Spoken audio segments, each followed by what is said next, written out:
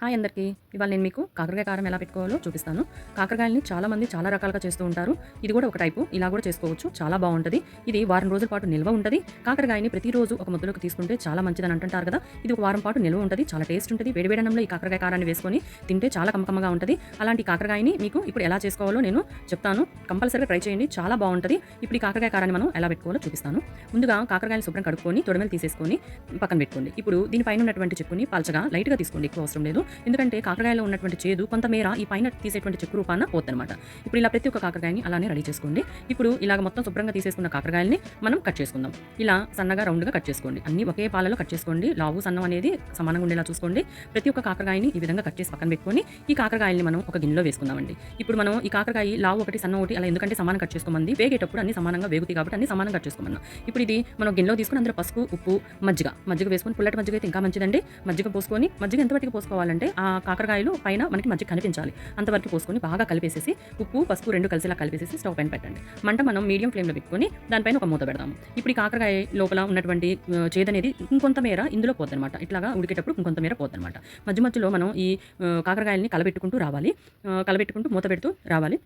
కాకరకాయలోని నీరంతా కూడా పూర్తిగా దీని మీదే ఆవిరి మీద పోద్దనమాట. పోయినాక మనం కొంచెం చల్లారబెట్టుకొని నూనె పొయ్యి మీద పెట్టుకొని ఈ కాకరకాయలని ఈ నూనెలో వేసి వేయించుకోండి. ఈ వేయించుకునేటప్పుడు ఈ ఫుల్ మంట మీద పెట్టి వేయించుకుంటే కాకరకాయలు తొందరగా మాడిపోతాయి. సో హాఫ్ మంట మీద పెట్టేసి కాకరకాయని బాగా వేయించుకోండి. ఈ కాకరకాయలు మరీ ఎక్కువ వేగన అవసరం లేదండి. ఇలా కొంచెం చూడటానికి మెత్తదనంగా కనిపించాలి కాకరకాయ. అలా వేగిన కాకరకాయని మనం మొత్తంగా బయటికి తీసి పెట్టుకుందాము. ఈ నూనె వేస్ట్ ఏం కాదండి. కొంతమేర మనం మళ్ళీ తాలింపుకి ఉపయోగించుకోవచ్చు. ఇప్పుడు ఈ కాకరకాయలు చూడండి ఎలా వేగినాయో ఇలా ఈ మెత్తదనంగా వేగితే సరిపోయింది. ఇప్పుడు ఇందులోకి మనం పేస్ట్ సిద్ధం చేసుకుందాం. దానికి ఉల్లిపాయలు 2 కట్ చేసుకొని జార్లో వేసుకోవాలి. 2 ఉల్లిపాయలకి ఒక చిన్నులపాయ పాయ పడుతుందండి. వీటికి తోలు తీనవసరం లేదండి. పేస్ట్ చేసుకుంటాక ఇబ్బంది ఉండదు. సో ఇందులో కొంచెం కల్లుప్పు, కొంచెం జీలకర్ర, 2 స్పూన్లు కారం పడుతుంది. కారం మీ ఇష్టం అండి. మీరు ఎంత తినదలుచుకుంటే అంత తీసుకోండి. కారం ఎక్కువ తినే వాళ్ళు ఎక్కువైనా వేసుకోవచ్చు. నేను మొయినంగా వేసాను. ఇప్పుడు దీన్ని మనం కచ్చపచ్చగా మిక్సీకి వేసుకొని తాలింపుకి ఇందాక వేయించిన కాకరకాయలు ఉన్నాయి కదా, ఆ బాండీలోనే కొంచెం మనం మన ఆవాలు, మినపప్పు, కొంచెం ధనియాలు వేసుకొని ఈ మిక్సీకి వేసినటువంటి పేస్ట్ని ఈ తాలింపులో వేసేసుకొని బాగా కలిపేసేయండి. ఎందుకంటే మనం పచ్చి వేసాం కదా, చిన్నులపాయలు కానీ ఉల్లిపాయలు కానీ ఆ ఘాటు అందులో వచ్చినటువంటి నీరు తగ్గాలండి. ఎందుకంటే మనకు వారం రోజులు నిల్వ పెట్టుకోవాలంటే ఇవి పచ్చి వాసన లేకుండా నిల్వ ఉండేలా ఉండాలంటే కొంచెం వేగాలి. ఇలా వేగంగా మధ్య కలబెట్టుకుంటూ ఉండాలి. వేగినాక మనం ఈ కాకరకాయ ముక్కల్ని ఇందులో వేసేసుకొని ఈ పేస్ట్ ఏదైతే ఉందో ఆ పేస్ట్ కాకరకాయ ముక్కలకి బాగా పట్టేలాగా బాగా కలబెట్టండి. కలబెడుతూ మధ్యలో ఇదంతా కూడా సన్నటి సగం మీద చేసుకోవాలి.